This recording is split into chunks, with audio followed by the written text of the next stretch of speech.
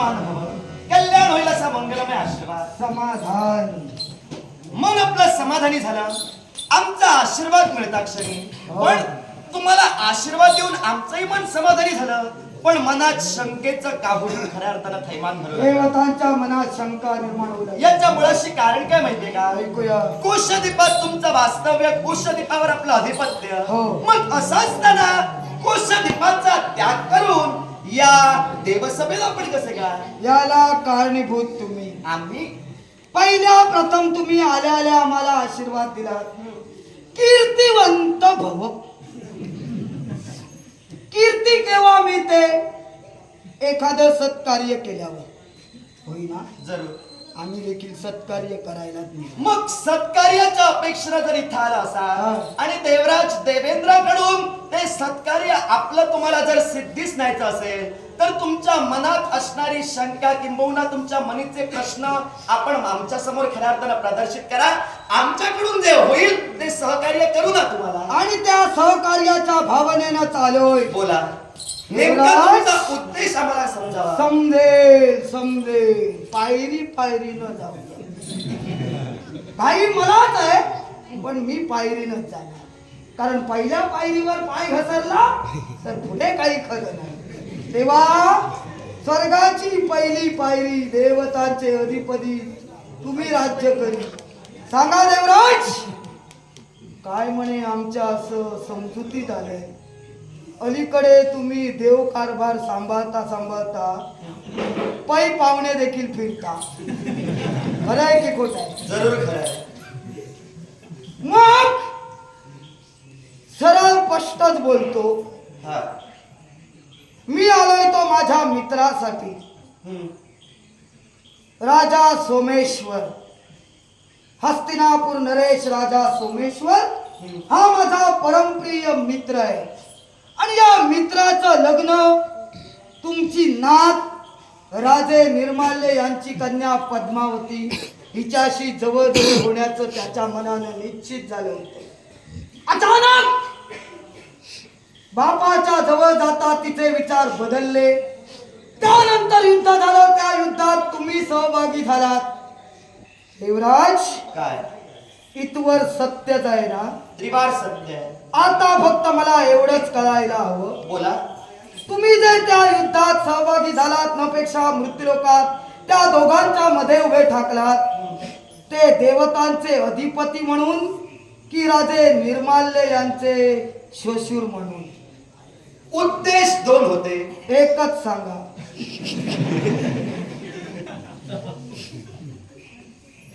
एकच उद्देश मी सांगू शकणार नाही. मग दोन सांगा. दोन्ही उद्देश स्पष्ट केल्याशिवाय देवराज देवेंद्राचं कार्य आणि देवराज देवेंद्राचे कार्य काय आहे ते तुम्हाला समजणार नाही.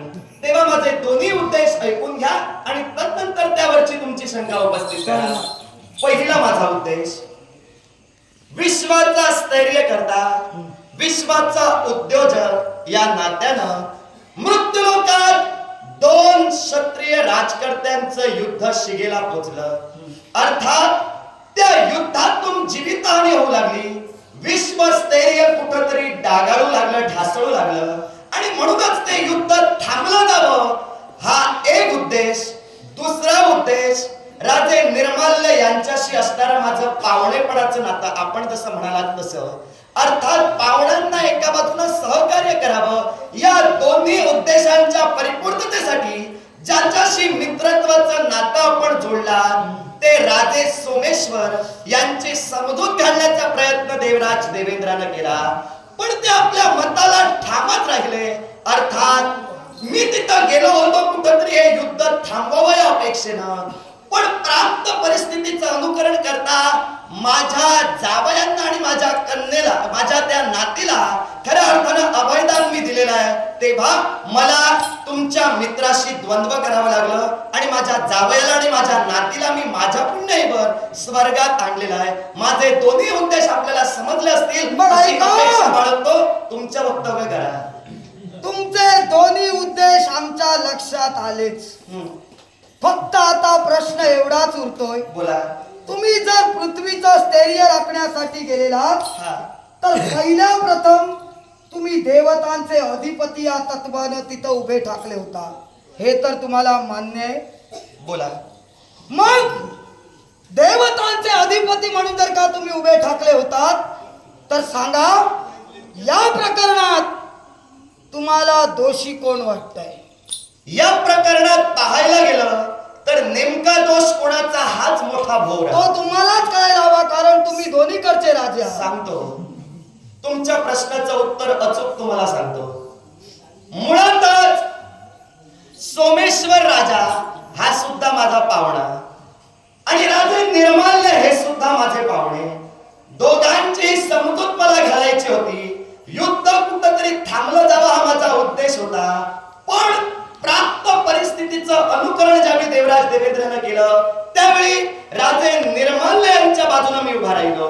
अर्थात माझ्या मताला तरी मी व्यक्तिगत माझं मत सांगतोय, राजे सोमेश्वर यांचा पूर्णपणे नाही थोडासा मला दोष वाटतोय. कसा हे मी तुम्हाला पटवून देईन. ऐकूया.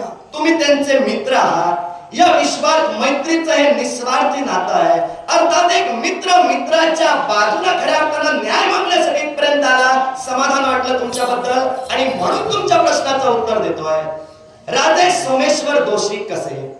राजे सोमेश्वर पूर्ण दोषी आहेत असं मी म्हणणार नाही. निसर्गाच्या सानिध्यात दोन तरुण मन एकत्र आली म्हटल्यावर निसर्गाच्या सानिध्यात जी किमया घडली ती निसर्गानं घडविली. गोष्ट मान्य आपल्याला? बोलत राहा. ऐका. निसर्गानं घडविलेल्या या किमयेत दोन तरुण मन एकत्र आली. नजरेतून निघणारे नयनबाण एकमेकांच्या काळजाला भिडले. दोघेही जण एकमेकांना वचनबद्ध झाली. लग्नाच्या आणाभागा झाल्या. अर्थात राजे सोमेश्वर दिलेल्या वचनाच्या परिपूर्ततेसाठी घरातील वाढत्या कन्येच्या लग्नाचे निर्णय ज्येष्ठच घेतात ही प्रथा चालू आहे. म्हणून राजे निर्माल्य म्हणजे आमच्या जावयापर्यंत येऊन ते उभे ठाकले. पण त्याआधी आमची नात हिनं आपल्या पित्यांसमोर सांगितलं की आता निसर्गाच्या सानिध्यात जे घडलं ते तिनं कथित केलं, पण आता मला राजे सोमेश्वर यांच्याशी लग्न करायचं नाही. या विश्वात प्रत्येक स्त्रीला व्यक्तिगत स्वातंत्र्य आहे.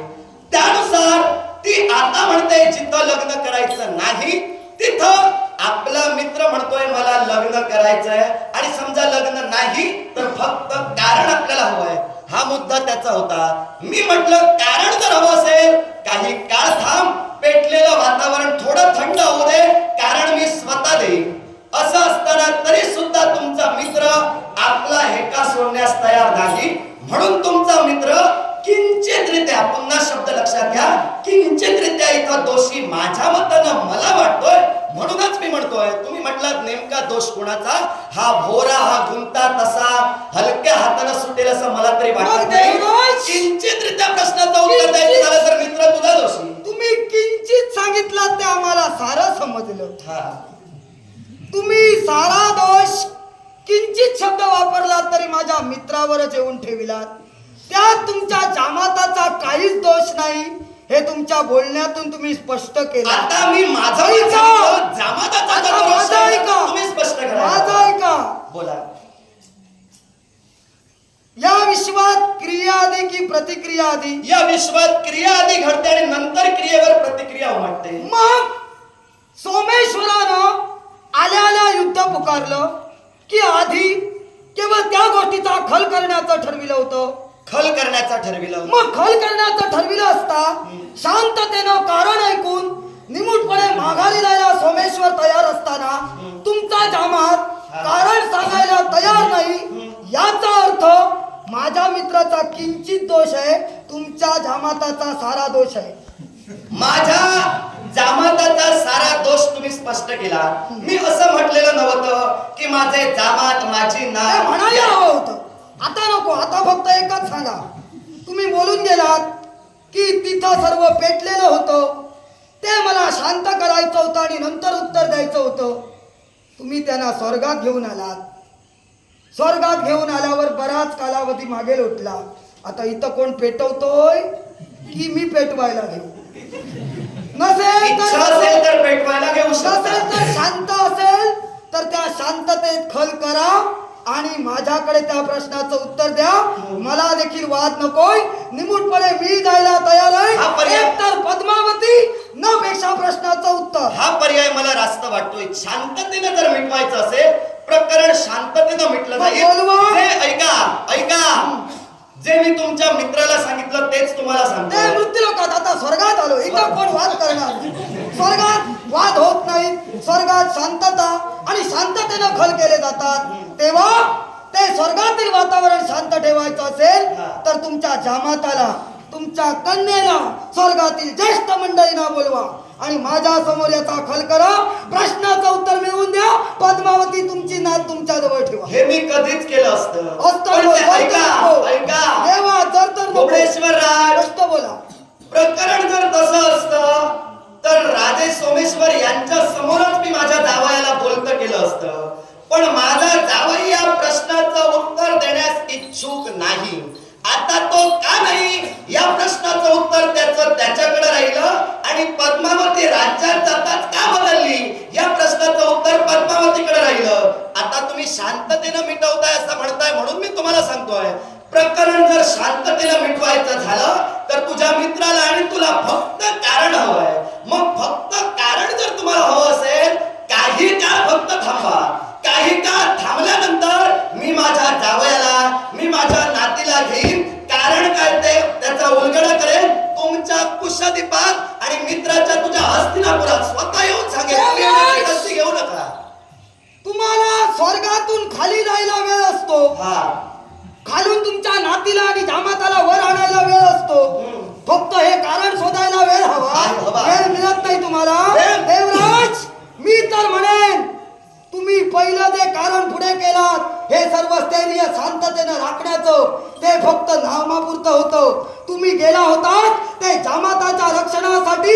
हा माझा तुमच्यावर धडधडीत आरोप आहे. आरोप तू करावा आणि मी तो मान्य करावा अशातला भाग नव्हे. माझी कारण काय आहे ती माझी मला माहित आहे. त्यामुळे माझी कारण मी सांगणार तेच खरं. देवराज, प्रत्येक वेळी तुम्ही सांगाल ते खरं नव्हे. देव चुकले नाही असं मी म्हटलं नाही. प्रत्येक वेळी नाही. चुका केल्या. प्रत्येक वेळी नाही. आताची मी कारण सांगितली, माझ्या मनाची कारण मी सांगितली तेच खरी. मग सांगाव देवराज, तुम्ही सर्वजण देव आहात.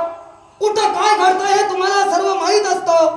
मग राजे निर्माल्य आणि सोमेश्वर यांच्या जीवनात तुमच्या नातीमुळे काय घडणार हे तुम्हाला आधी माहित नव्हतं. मग माहित होतं तर युद्ध करेपर्यंत वाट बघत राहिलात आणि युद्ध शिगेला पोचलं तेव्हा खाली उतरलात. ते जामाताच्या रक्षणासाठी हे मान्य करा आणि नात का देत नाही हे कारण स्पष्ट करा. मी माझं दुसरं कारण ज्यावेळी स्पष्ट केलं त्यावेळेस मी म्हणालो पाहुण्यांना जर सहकार्य केलं तर माझा आदर्श उद्या जनमानस घेतील आणि पाहुण्यांना वर काढतील. म्हणूनच मी गेलो ती वेळच माझी योग्य होती. कशी आता तुम्हाला सांगतो. मी कुणाच्या मरणाची वाट बघत नव्हतो. गुबडेश्वर राज, गैरसमज करून घेऊ नका. मी असं माझं मत नव्हतं की मृत्यू कोणाला तरी येईल. युद्धात जी परिमिती घडेल ती आधी मला ज्ञात होती असाच त्याचा अर्थ नाही. मी गेलो ती वेळ योग्य कशी, कारण मृत्यू लोकात दोन मानवांचं युद्ध सुरू होतं. अर्थात मी ज्यावेळी गेलो मला समजलं ज्यावेळी हे युद्ध मी गेल्याशिवाय थांबणार नव्हे. दोन्ही वीर आपापल्या स्थानी खऱ्या अर्थानं समान आहेत. त्यामुळे मला जिथं वाटलं मी जाण्याची वेळ आता योग्य आहे त्यावेळी मी गेलो. अर्थात मी कधी गेलो याच्याशी तुमचा संबंध पोहोचतोय. कारण तुम्ही युद्ध थांबून आला नाही तर युद्धाला अधिक तोंड फोडून आलात. ते कसे काय? तुम्ही माझ्या मित्रावर अन्याय केलात. तुमच्या फक्त जामाताचं आणि नातीचं रक्षण केलात. मित्राला सक्षमपणे उत्तर देऊ शकला नाहीत. अर्थात त्याचं क्रोधानं पेटलेला माझा मित्र या स्वर्गापर्यंत येत असताना मार्गात मला भेटला. अर्थात मित्राच्या वतीनं मी आलोय. तुम्ही पाहुण्याला वर काढायला गेलात. तुमचे पाहुणे आता वर येणारे नव्हे. आलेत वर ते कायमचे वरच ठेवणार. पण लक्षात ठेवा तुमची जागा खाली घालविल्याशिवाय भुवनेश्वर मागे जाणार. देवराज देवेंद्र समोर बोलता याचा भान ठेवा. या विश्वाच्या पाठीवर वेदांनी अधिकतम उच्चार ज्या देवराज देवेंद्र बाबतीत निर्मिल्या त्या देवराज देवेंद्राचा काय भरवेन सांगता येणार नाही. अरे स्वतःचा मोठेपणा स्वतःच्या तोंडाने सांगतोय. म्हणे वेदांनी तुझ्या रुचा ऋग्वेदात फक्त गायल्या म्हणून इतर वेदात तुझ्या रुचा का नाहीत. आणि राहिला प्रश्न काय रे, मित्रत्वाचं नातं जपतोय म्हणून तुला खेद वाटू लागला का? अरे मित्रत्वाचं नातं मी जपतोय, तुला ते शक्य नाही. अरे तू जपलंस तर फक्त तुझ्या स्वार्थासाठी असेल. आणि हे मी का बोलतोय तर नमुचीच्या बाबतीत काय घडविलं ते आठव आणि मग उत्तराला तयार राहा. या विश्वात देवराज देवेंद्रनं आतापर्यंत जे जे घडविलं ती प्रत्येक लीला या विश्वासाठी फायदेशीर आणि लाभदायक ठरलेली आहे. तेव्हा आता सुद्धा मी जे घडवेन यातून मला काय घडवायचंय वेळ आल्यावर मी तुला पटवून ती देईन. विश्वासाची लाभदायक ठरली मग माझी ही कृती माझा विश्वासाची